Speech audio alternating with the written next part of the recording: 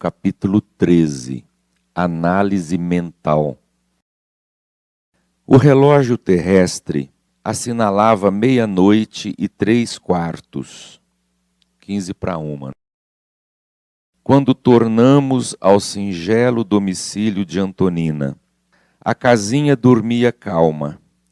Acocorado a um canto, o velho Leonardo mantinha-se na sala, pensando. Adensamo-nos ante a visão dele, e reconhecendo-nos, ergueu-se e começou a gritar: "Ajudai-me, por amor de Deus, estou preso. Clarencio, bondoso, convidou-o a acomodar-se na poltrona simples e induziu à prece. O velhinho, contudo, alegou total esquecimento das orações que formulara no mundo, crendo que apenas lhe serviriam as palavras decoradas, mas o orientador, elevando a voz com o intuito evidente de sossegá-lo na confiança íntima, pronunciou comovente súplica à divina providência, implorando-lhe proteção e segurança para quem se mostrava tão desarvorado e tão infeliz. Emocionados com aquela petição que nos renovava igualmente as disposições interiores, observamos que o avô de Antonina se aquietara resignado. Clarencio, logo após a oração, começou a aplicar-lhe forças magnéticas no campo cerebral. O paciente revelou-se mais intensamente abatido. A cabeça pendeu-lhe sobre o peito, desgovernada e sonolenta. Muito bem. Clarencio dá início ao socorro que eles desejam prestar ao senhor Leonardo. E é muito interessante que eles adensaram o corpo espiritual, o perispírito, a fim de que o senhor Leonardo pudesse vê-los. Todos eles são espíritos desencarnados, mas, como nós já vimos, no plano espiritual, muitas vezes espíritos muito materializados, ainda vivendo muito as sensações do corpo físico, não conseguem enxergar outras entidades espirituais que estão à volta, que se encontram num estado vibratório mais elevado. O André Luiz, o Clarencio, o Hilário, eles precisaram condensar o corpo espiritual para se tornar visíveis para o senhor Leonardo. E quando ele percebeu a presença desses espíritos, começou a pedir socorro: "Me ajuda, eu estou preso. Clarencio tenta acalmá-lo e convida-o à oração. E veja que interessante, ele diz assim: o velhinho alegou total esquecimento das orações que formulara no mundo. Ele diz assim: eu não lembro mais das preces que eu fazia. Ele mantém a mente dele tão presa aos problemas que ele está vivenciando emocionalmente, ele se mantém tão focado que ele esqueceu, não consegue se lembrar de nenhuma oração que ele fazia aqui na Terra. Um dos aspectos importantes para o espírito desencarnado é a questão da sintonia. Sintonia é tudo. O André Luiz, quando desencarnou, relata para nós que ficou muito tempo nas zonas umbralinas, sofrendo, e quando orou, ele viu o ministro Clarencio, esse mesmo Clarencio, que o socorreu. Ele fala: mas vocês demoraram tanto? Não, nós estivemos aqui muitas e muitas vezes. Você é que não criava condições para nos perceber. Costumo brincar assim, gente, desconfiou que está morto, começou a perceber umas coisas estranhas, assim, sintonia. Não desespera, não fica preocupado com as coisas. Ora com emoção, busca ajuda, sintoniza-se com o mundo espiritual. E isso vale para nós, hein? Porque rótulo de espírita não garante nada. A dona Otília Gonçalves era diretora da creche Mansão do Caminho em Salvador, colaboradora direta do Divaldo Franco. E ela relata no livro Além da Morte que começou a se sentir estranha, aí ela reconheceu a movimentação lá na Mansão do Caminho, começou a seguir os companheiros, aquela coisa estranha, confusa, até que ela percebeu que era o velório dela. Ficou desesperada, preocupada com a creche, preocupada com as coisas que tinha que fazer, e não sei o quê, não sei o quê. De repente começou a sentir um frio muito intenso. Frio em Salvador, né?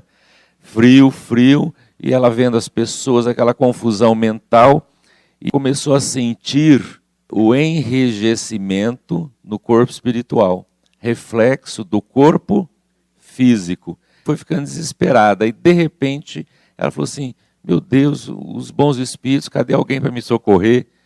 Aí ela lembrou, mas eu ainda não orei. Eu estou preocupada com tanta coisa, eu não orei. Nesse momento ela se aquieta, busca um local lá tranquilo e começa a orar, pedir ajuda. Nesse momento ela diz que é como que se rasgasse um véu de luz e aparece um monte de espírito amigo. Que estavam ali, mas ela não fazia sintonia. Isso é muito importante, gente. Morreu já sabe, né? Sintonia. Mas vamos relembrar a história do Leonardo, porque agora nós vamos ver o atendimento a ele.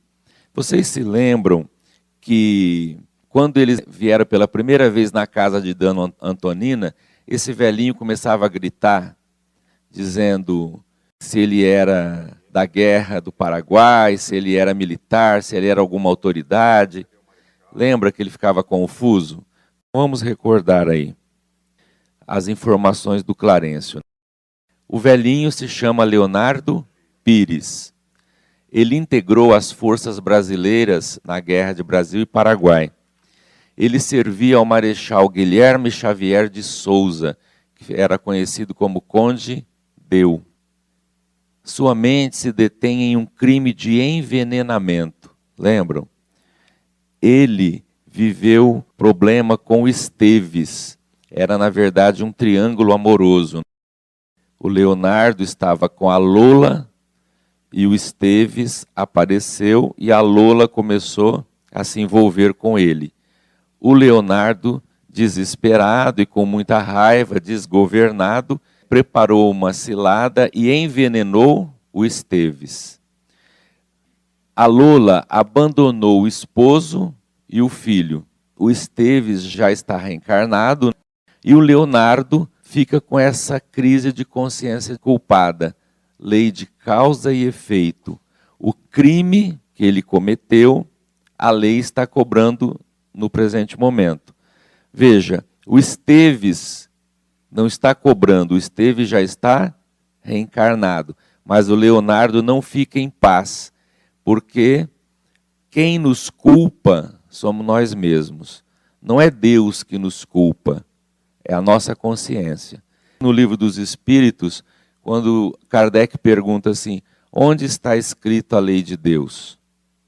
Eles respondem, não é na Bíblia, não está no Evangelho segundo o Espiritismo, não está no Livro dos Espíritos.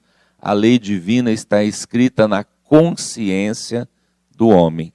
Por isso, quando cometemos as nossas ações, sabemos se aquilo é certo ou se é errado. A gente sabe. A gente pode camuflar, disfarçar, fingir, mas a gente sabe.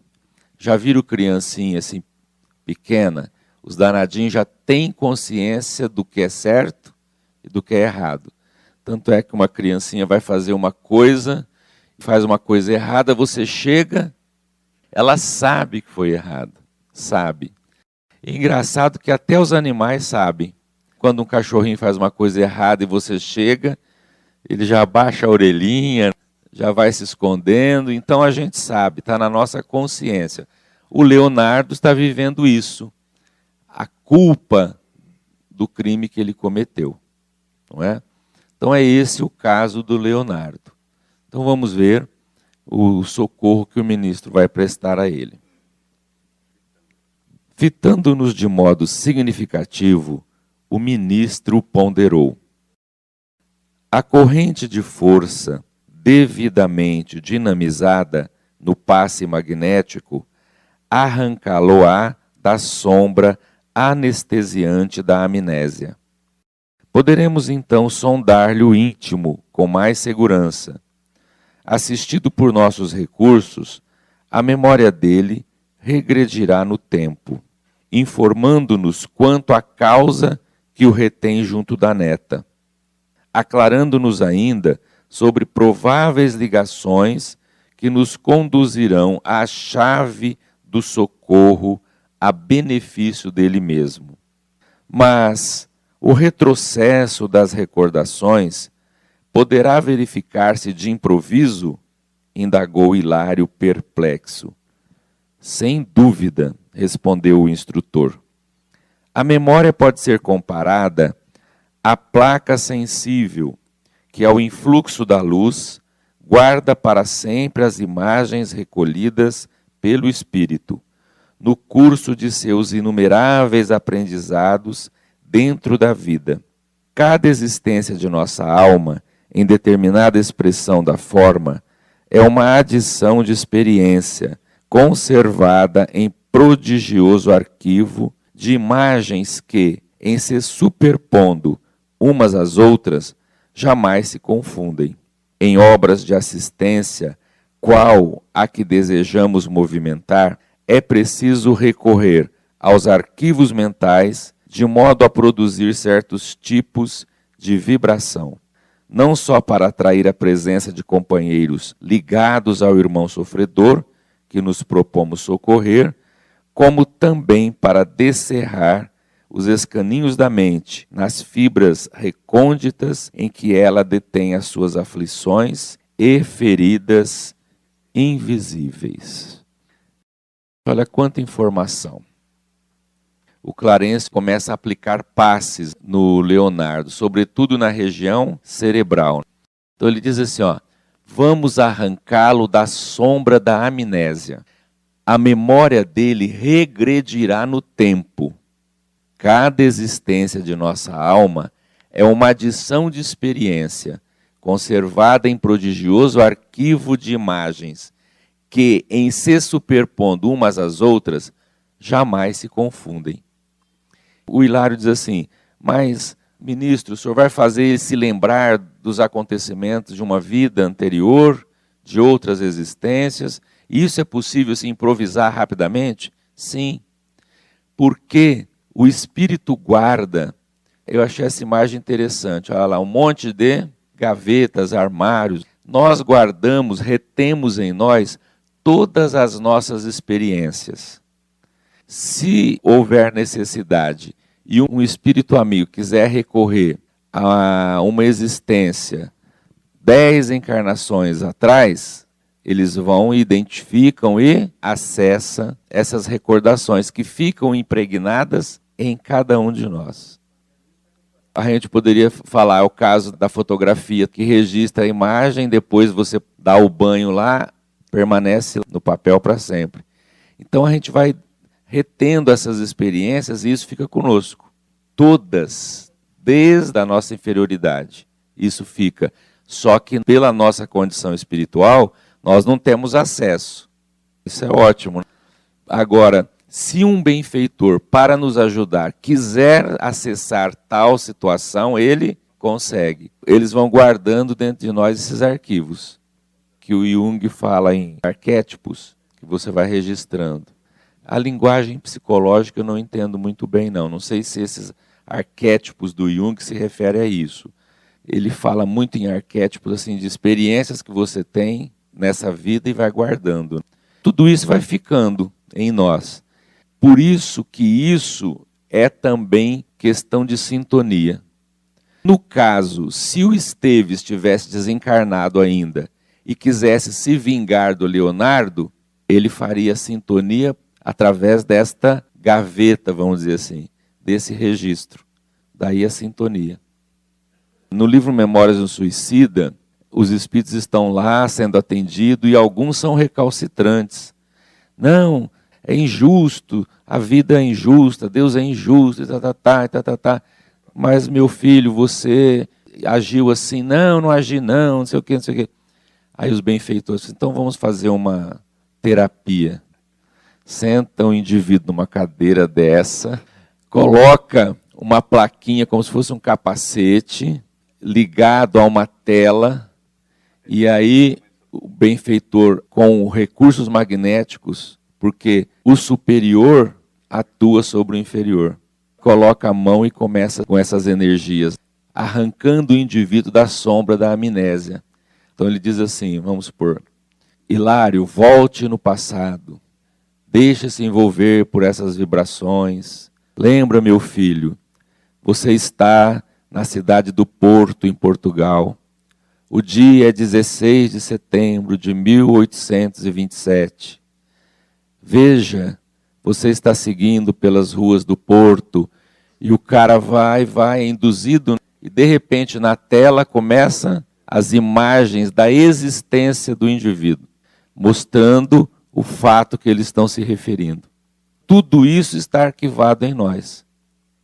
E o cara que dizia assim, não, eu não fiz isso, achando que mentiu aqui, que não cometeu o crime, achando que lá ele ia também enganar. Aí ele começa a ver as cenas na tela. Tudo está registrado. Tudo que nós fazemos. Ali o benfeitor vai acessar o arquivo daquele momento, daquela situação. Não vai ficar esperando, tomar café, ir trabalhar. Né? Ele já vai no ponto que ele deseja. Né? É esse processo. Volta o indivíduo no tempo e ele vai se lembrando da experiência.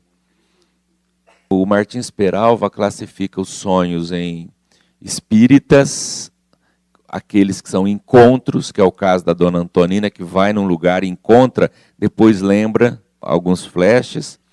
Os sonhos comuns, que são reflexo de imagens, preocupações do dia a dia, que é aquele caso que você estava fazendo pamonha, depois sonha fazendo pamonha, né? E os sonhos que ele chama reflexivos, que são lembranças do passado. Porque às vezes você sai do corpo, os laços afrouxam, e por algum gatilho, alguma coisa que você vivenciou no dia, algum encontro, alguma lembrança, aquilo vem à tona. E você lembra de alguma coisa do passado e vem em sonho meio misturado.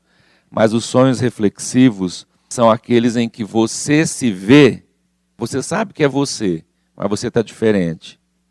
Ou você se vê com roupas estranhas, geralmente lugares antigos, que você vê que aquilo é coisa recuada no tempo. Às vezes acontece. É acessar os recursos mnemônicos. E aí o indivíduo volta. Está fazendo isso com Leonardo. Ele vai voltar no tempo, vai lembrar dessa existência e daqueles fatos que eles estão se referindo, através da indução do benfeitor espiritual. E sobre essa indução, você não consegue desobedecer. Não adianta você falar, não, eu não quero lembrar. É uma indução muito forte, né? A ação do superior sobre nós. Você acaba obedecendo, vamos dizer assim. Então vamos lá. Quer dizer então que a frase de Hilário, porém, se lhe apagou nos lábios, porque o ministro atalhou, completando-lhe a conceituação. A mente, tanto quanto o corpo físico, pode e deve sofrer intervenções para reequilibrar-se. Mais tarde, a ciência humana evolverá em cirurgia psíquica, tanto quanto hoje vai avançando em técnica operatória, com vistas às necessidades do veículo da matéria carnal. No grande futuro, o médico terrestre desentranhará um labirinto mental com a mesma facilidade com que atualmente extrai um apêndice condenado. Hilário arregalou os olhos espantado, feliz, e exclamou em voz quase gritante: Ah, Freud, como viste a verdade, como detinhas a razão. O orientador fixou paternalmente e aduziu. Freud vislumbrou a verdade, mas toda verdade sem amor é como luz estéril e fria. Não bastará conhecer e interpretar. É indispensável sublimar e servir. O grande cientista observou aspectos de nossa luta espiritual na senda evolutiva e catalogou os problemas da alma, ainda encarcerada nas teias da vida inferior. Assinalou a presença das chagas dolorosas do ser humano, mas não lhes estendeu eficiente bálsamo curativo. Fez muito, mas não o bastante. O médico do porvir, para sanar as desarmonias do espírito, precisará mobilizar o remédio salutar da compreensão e do amor, retirando-o do próprio coração. Sem mão que ajude, a palavra erudita morre no ar. Só isso aqui dá um seminário, muita informação. Mas veja que interessante. A mente, diz o Clarencio, tanto quanto o corpo físico, precisa de intervenções para auxiliar. Da mesma maneira que você faz uma pequena cirurgia para se livrar de um apêndice inflamado, condenado, é preciso muitas vezes fazer uma cirurgia na alma, ou seja, acessar os problemas que está na consciência daquele espírito para tentar auxiliá-lo. E ele diz que isso vai acontecer no futuro da Terra. Isso já acontece no mundo espiritual, é o processo que ele está fazendo. Ele diz assim, o médico terrestre vai evolver, quer dizer, vai evoluir para os aspectos da alma.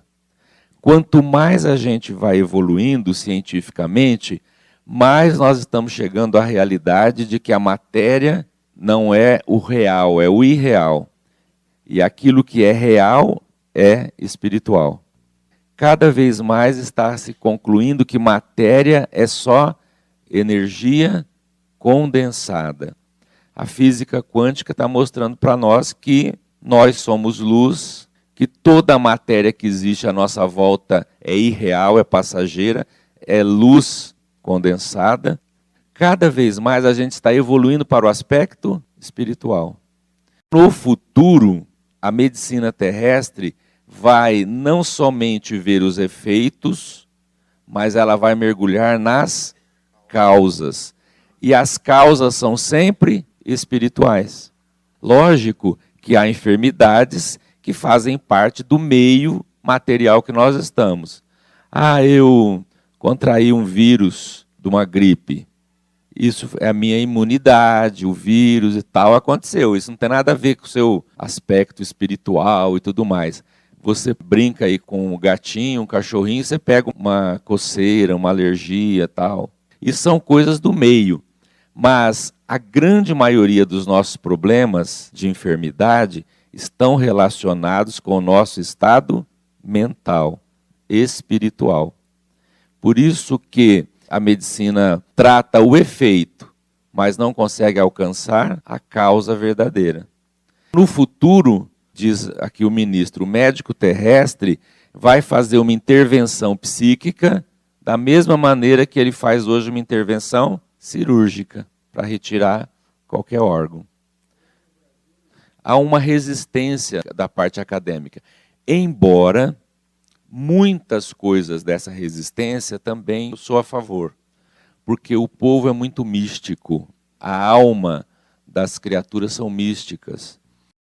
Uma coisa é essa intervenção psíquica autorizada de alguém que se prepara, outra coisa é você procurar as crendices. Não, faz isso que é bom, faz aquilo que é bom. Isso já é parte da crendice popular. Tem que tomar cuidado. Se você for fazer o que a comadre falou, eu tenho uma senhora que ela teve uma crise terrível, porque ela tem um problema, ela tomava um medicamento, mas ela estava assim, acho que já faz tempo que eu estou tomando esse remédio, parece que não está fazendo efeito como fazia. Aí a comadre falou assim, não, eu já tomei esse aí, esse não é muito bom. Eu tomo esse agora, esse é bom, que é uma beleza. Toma dele. Aí a outra falou assim, eu vou experimentar. Parou o dela e começou o da vizinha. A mulher passou mal, mas mal mesmo. Porque ela fez uma mudança assim. Então, isso que muitas vezes os médicos têm essa resistência. Não pode ser assim, né? E outra coisa, nesse campo das coisas espirituais, existe os famosos aproveitadores, charlatães, e vai por aí afora. Então, isso é muito complicado. Mas no futuro, esse acesso vai ser com alguém preparado. Por exemplo, eu vejo aí um monte de gente, faz um cursinho, participa de um seminário e começa a fazer tratamento de regressão de vidas passadas. Isso não é assim. Primeiro, um cara que for fazer isso, ele tem que estudar, ele tem que se preparar, ele tem que fazer psicologia, ele tem que fazer psiquiatria, aí ele tem que se dedicar a isso. Não é assim. Aí eu vou lá fazer um cursinho e já começo a acessar. Não é assim também, né? É, um cursinho rápido. Quer dizer, não é assim. Então tem pessoas até, por exemplo, eu conheci um pessoal em Rio Preto que começou a fazer isso.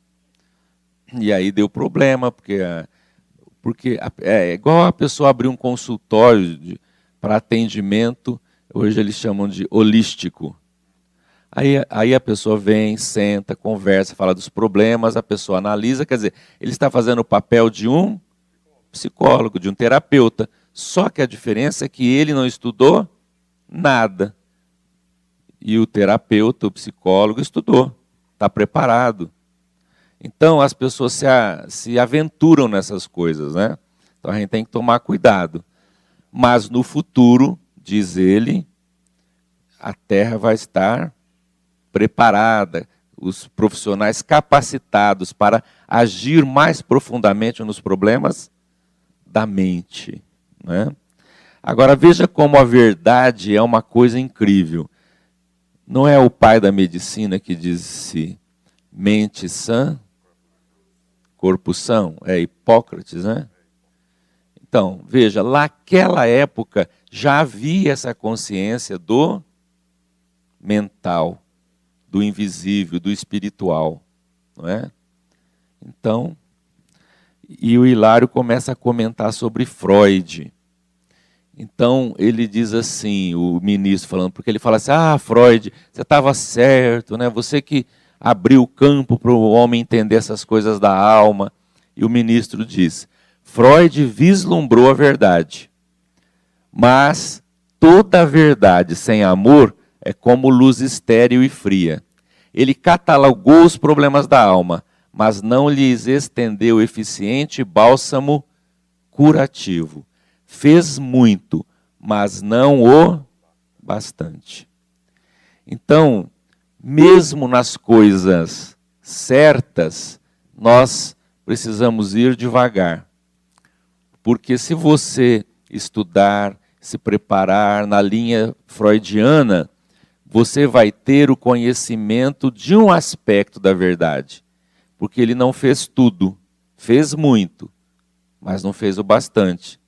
Embora ele tenha apontado os problemas da alma, né, catalogado esses problemas, os traumas, né, os problemas existenciais, ele não elaborou os processos de cura. Você veja que o conhecimento da verdade vai acontecendo paulatinamente, aos poucos, devagar. Não é tudo de uma vez. Ele diz também, falando novamente, que no futuro o médico terrestre desentranhará um labirinto mental com a mesma facilidade com que atualmente extrai um apêndice condenado. No futuro, cada vez mais, o tratamento será mental, espiritual e menos físico, cada vez mais. O caminho é esse. E vai alcançar um estado da alma e cuidar da mente, tudo isso com os recursos de Freud, de outras coisas que virão, de outros apontamentos que vão surgindo à medida que o homem vai se mostrando preparado para isso. Não é só tratar o efeito que resolve, não é? Sobretudo esses problemas de ordem mental que a gente vê. Eu já vi casos assim que vai no psiquiatra, ele medica, cuida, equilibra, tá bem. Aí ele fala assim, ó, só que eu acho que você tinha que fazer terapia, porque aí vai mexer lá nos problemas da alma do indivíduo. O remédio reduz, controla, você está bem, mas não resolveu o problema. Então, a terapia vai te ajudar muito. Aí é onde ele encaminha para o terapeuta. Cada vez mais a gente vai caminhar para isso. E mesmo às vezes algumas enfermidades assim que a gente pega, como a gente diz aí, do contágio, muitas vezes acontece por causa do seu estado mental.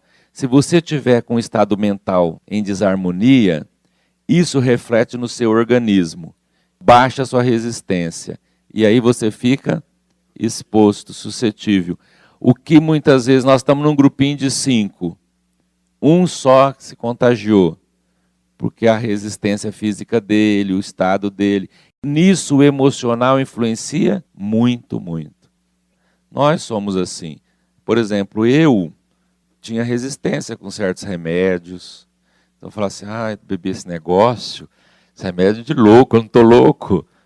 A gente fica meio assim. Por exemplo, ir a psiquiatra, isso no passado, estava louco da Silva, né? Hoje você vê que não é assim, mas é o preconceito, né? A gente acha que terapia, essa coisa de mexe com loucos, é a resistência que a gente tem, né? A verdade, ela vai devagar. Você vê que ele viu um aspecto, mas ele não conseguiu enxergar mais a fundo esse aspecto espiritual. Para Freud, eu já vi não sei se é a Joana de Anjos que escreveu, faltou para ele a compreensão da reencarnação, dessas camadas, porque para ele é tudo só nessa vida.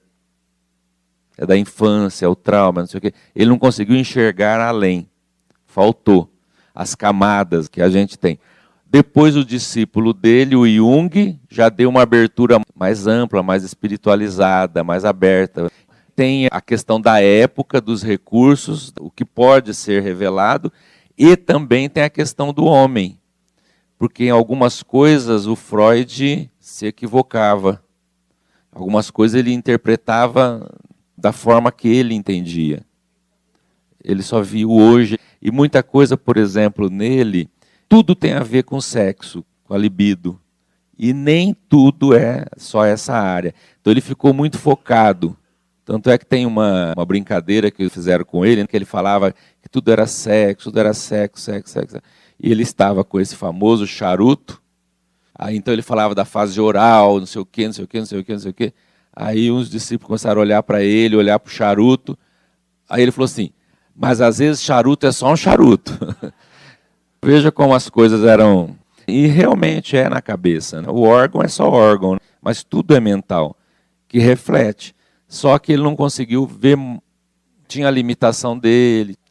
Em todos os campos, o cara vem para dar um avanço, contribuir com o progresso. Mas nem sempre o emissário consegue fazer tudo. Lembram o livro Mensageiros, que o André Luiz falam dos espíritos que reencarnaram, que a maioria não conseguem completar as tarefas?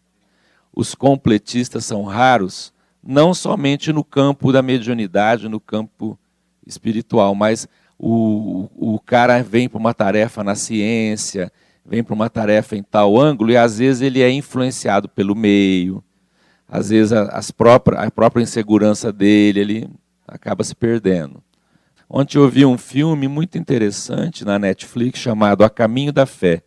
Quem tiver Netflix puder ver, A Caminho da Fé. É a história de um pastor protestante. Então você vê os conflitos do indivíduo. Ele começa a vislumbrar, mas às vezes ele é inseguro, o meio, as lutas. Ele sente que ele está com a razão, mas para mudar conceitos é uma coisa complexa, difícil. Então é isso.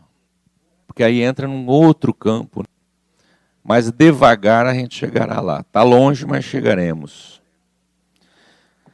O ministro, contudo, calou-se, dando-nos a entender que o momento não comportava digressões filosóficas. Acariciou ainda por alguns instantes a cabeça do ancião e em seguida chamou-o de manso. Leonardo, recorda, volta ao Paraguai, onde adquiriste o remorso que hoje te retalha o coração. A dor quase sempre é culpa sepultada dentro de nós. Retrocedamos ao ponto inicial do teu sofrimento. Recorda, recorda. O velhinho, diante de nosso intraduzível assombro, acordou de olhos transtornados. Ergueu a fronte, mas seu rosto alterara-se de maneira sensível. Gente, olha aí. Seu rosto alterara-se de maneira sensível. Sustentava iniludivelmente os traços fundamentais, mas fizera-se mais jovem. Registrando a surpreendente transfiguração, Hilário interferiu. Oh, que força mágica será esta? Nosso orientador fitou sereno e esclareceu. Não nos esqueçamos de que temos diante de nós o veículo espiritual, por excelência vibrátil. O corpo da alma modifica-se profundamente, segundo o tipo de emoção que lhe flui do âmago. Isso, aliás, não é novidade.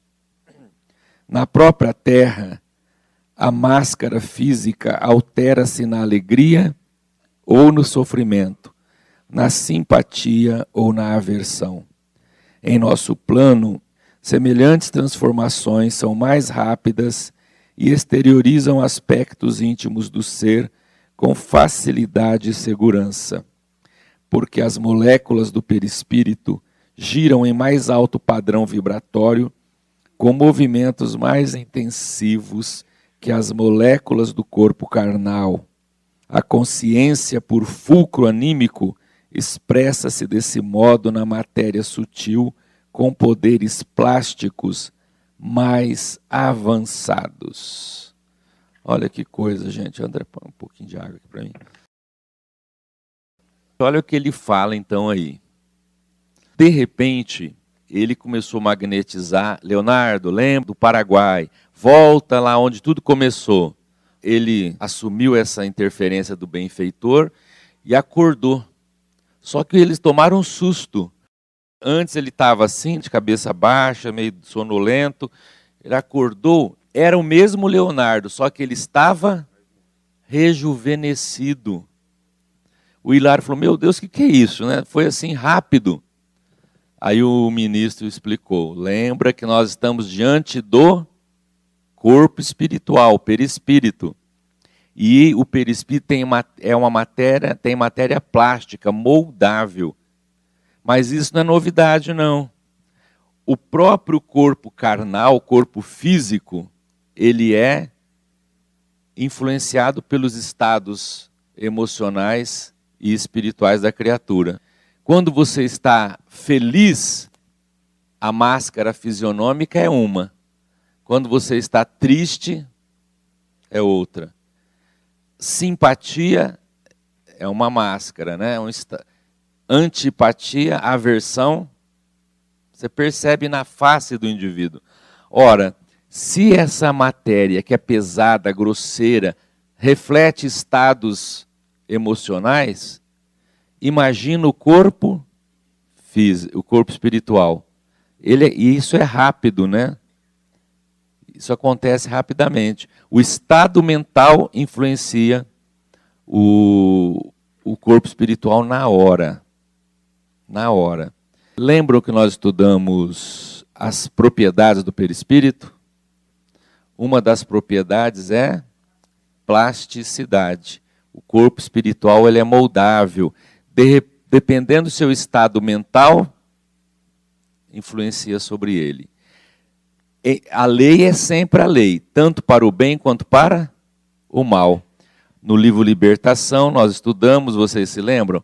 Aquela mulher que estava presa no mundo espiritual por um líder um obsessor cruel, ele tinha um poder magnético muito forte, ele trouxe a mulher, ela ficou no chão, e ele dizia para ela: você cometeu um crime na terra, você matou os próprios filhos, você é uma loba, você não é um ser humano, você é um bicho, um animal. E ele foi falando, e a mulher ali de 4 foi se retorcendo, gritando, chorando, e a influência dele, ela foi assimilando aquilo e foi moldando o corpo espiritual. Então diz André Luiz que ela tomou um aspecto de loba. Então ficava mulher, o folclore nosso do lobisomem, foi ficando assim um ser humano, mas meio animalizado. É a plasticidade do perispírito. Aqui, o Leonardo voltou os fatos lá do Paraguai, então ele era mais jovem, ele não era esse velhinho acocorado como ele está ali agora. Então ele voltou no tempo. E aquele estado emocional daquela época refletiu no corpo espiritual. A impressão aos olhos assim é que ele rejuvenesceu. Olha lá. Fez-se mais jovem. É que o corpo da alma, por excelência vibrátil, modifica-se profundamente segundo o tipo de emoção que lhe flui do âmago. De repente, o Leonardo ficou rejuvenescido. Agora, olha a surpresa, gente. Clarencio relanceou o olhar pelo recinto e acrescentou: entretanto, não nos descuidemos do serviço a fazer. Nesse ínterim, Leonardo soerguera-se. Parecia animado de estranha energia. O corpo, não obstante continuar obscuro e pastoso, revelava-se desempenado, ou seja, desenvolto, né? Repentinamente refeito, vigoroso, imóvel, clamou: Lola, Lola, estás aqui? Sinto-te a presença. Onde te ocultas? Ouve-me, ouve-me. Com inexpressível espanto, vimos Dona Antonina escapar do aposento, no corpo espiritual com que a divisáramos na véspera. Avançou ao nosso encontro extremamente surpreendida e, avistando o avô transfigurado, como se fosse tangida no imo da personalidade por misteriosa influência, estampou súbita alteração facial, renovando-se igualmente aos nossos olhos. As linhas do semblante modificaram-se de inopino e vimo-la realmente mais bela, todavia menos serena e menos espiritualizada.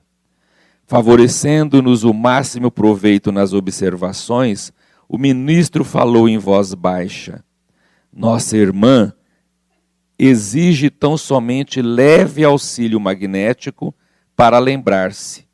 Basta-lhe a emotividade anormal do reencontro para cair na posição vibratória do passado, de vez que ainda não se encontra quitada com a lei. Aterrada, Antonina arrojou-se de joelhos aos pés do ancião, que se rejuvenescera ao influxo dos passes de Clarencio, e gritou: Leonardo, Leonardo!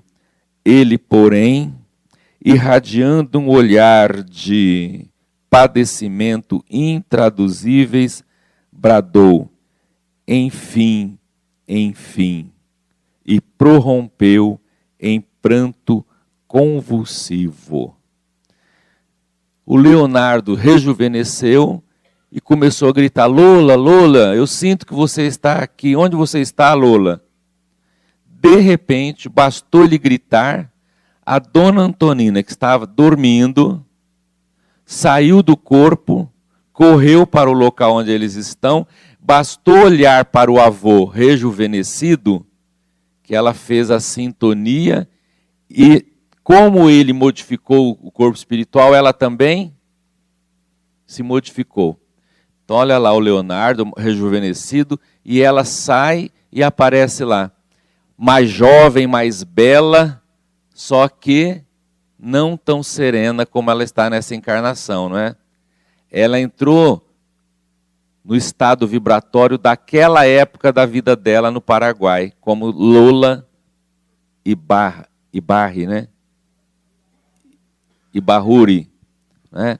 Então, a neta do Leonardo, Antonina, foi, na verdade, na encarnação passada, a Lola.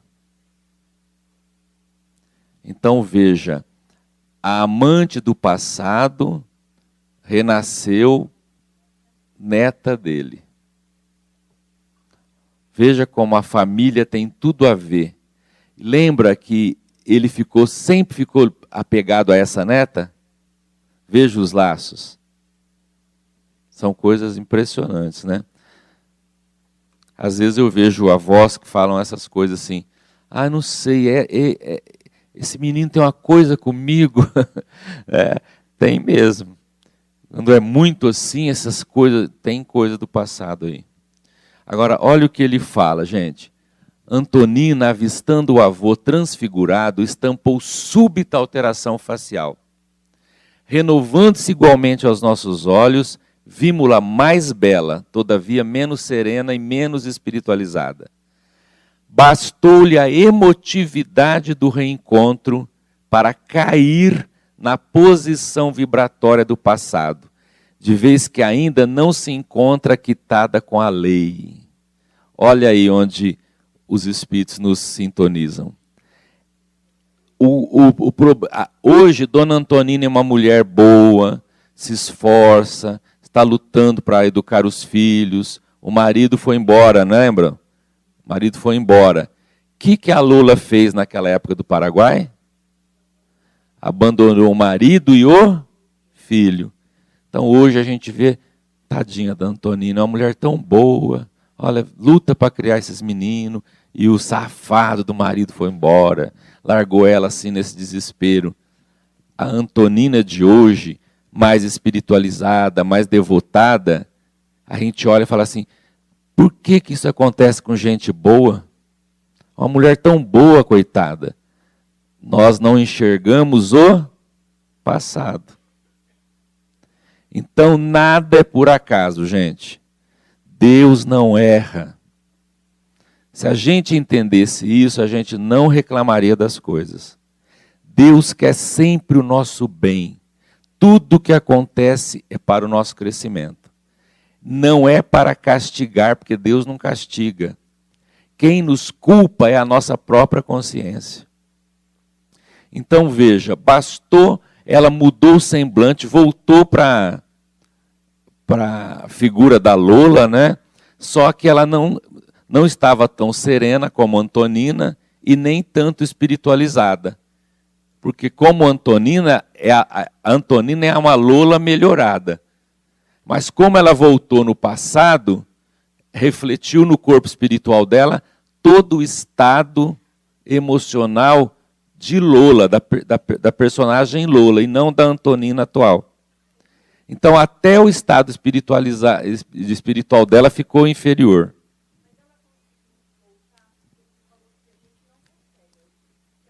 Ele fala lá, ó, Antonina, bastou... Aqui, ó. Ela exige leve auxílio magnético para lembrar-se. Basta-lhe a emotividade do reencontro para ela cair na vibração do passado. Ela, pelo estado dela atual, de Dona Antonina, ela bastou encontrar com o Leonardo, e aí o choque da emoção, ela já foi para o passado. Porque ela teve a ajuda do Clarencio ali, mas ela é mais fácil que o Leonardo. O Leonardo ele teve que influenciar, mexer na mente dele, aplicar energia, fazer ele voltar. Ela, só o encontro, já foi. Veja que os estados de um para outro alteram, né? Então, gente, a Lola reencarnou como Antonina. Lembra que o Esteves já está reencarnado? Quem será ele, hein? Vamos ver depois. Para finalizar, e prorrompeu em pranto convulso. Estupefatos, ouvimos Clarencio que nos informava generoso. Repararam? Antonina é Lola Ibárruri reencarnada. Leonardo está vinculado a ela por laços de imenso amor. Ambos procedem de lutas enormes na teia infinita do tempo. A mulher irresponsável de ontem, hoje é mãe generosa e digna, à procura da própria regeneração. Tendo abandonado outrora o marido, foi induzida a desposar um homem animalizado, com quem se encontra igualmente enleada por laços do pretérito, e que, em não a entendendo agora, relegou-a ao esquecimento. Recebeu, contudo, antigos associados de destino por filhos do coração, que conduz para o bem, em contraposição às facilidades delituosas do passado, atravessa atualmente aflitivos obstáculos para viver. Simpatia incoercível inclinou-nos para aquela mulher em provas tão ríspidas. O ensinamento que a vida ali nos ofertava era efetivamente sublime. A voz do orientador, no entanto, era clara e segura a recomendar: ajudemos. O momento determina auxiliar. Então, ela caiu na personalidade de Lola. Antonina é Lola Ibárruri reencarnada. A mulher irresponsável de ontem, hoje é mãe amorosa. À procura da própria regeneração. Então, ele diz assim, ela tem para com o antigo avô e o amante do passado laços intensos na fieira do tempo. Então ela e o Leonardo têm vínculos muito mais profundos ainda, vêm vindo junto de outras existências. Então é aí que a gente entende as coisas, né? Por que isso acontece? Tudo tem uma razão, gente. Os filhos da dona Lola, da dona Antonina, são espíritos também que ela tem envolvimento do passado. Então aí a gente começa a ver, né, como a vida conspira para que a gente se reencontre, esteja junto. E tem coisas assim impressionantes. Conheci uma moça aqui de Votuporanga, que ela trabalhava no negócio de animais, como é que chama? De veterinária. E veio um indivíduo para ver um negócio no Brasil de veterinária, tal. O cara saiu da Alemanha, de Düsseldorf, veio parar aqui em Jabuticabal. Quando ele bateu o olho e ela olhou para ele, parecia que eles se conheciam. Foi um negócio, e vai, aquela coisa. E ele voltou a escrever, voltou aqui só para vê-la. E os dois, aquela coisa, casou, levou a moça para a Alemanha. Aí ela fala assim, que coisa, né? Como é que isso acontece? O cara sai do outro lado do mundo, vem para cá, bate o olho. E ele fala para a família dela que quando ele bateu, ele falou assim, essa vai ser minha mulher. É aquela coisa, a vida atrai, a sintonia é um negócio terrível. Ele tinha certeza que ele ia casar com ela. Umas coisas impressionantes. Está tudo certo. A gente vai entender isso tudo no próximo capítulo, que se chama entendimento.